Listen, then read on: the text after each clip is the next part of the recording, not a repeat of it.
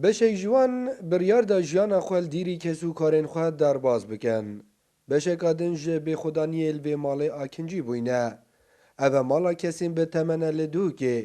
Ê jê kesanên berniyaz di buwarê hunerî de biryar daye li vê malê jiyana mayî derbas biket û dibêjîtin hevalbûmin durust bûyne û sebra min li vêrê zor têtin.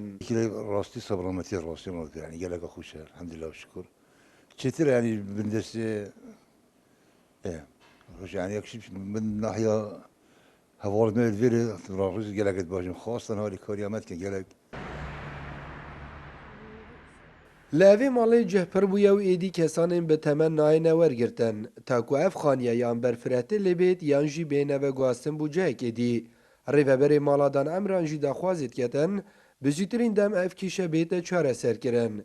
Çونکه nûkeda hene navên xwe tomar kirîne ku li vêrê bijîn. تعینو هم نشین ورگینی چکومت جهنمایه وجدان برای خدا اینی مثلا حالت که استثنایی نبت يعني سر جادی بتن و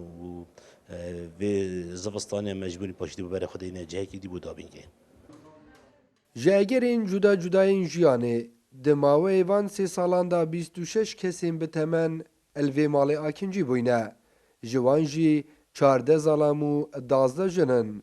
Belê wekû hevalan edgelê ku dûne û jiyana xwe derbas dikin. Jar Mihemed Kursat News, Duhok.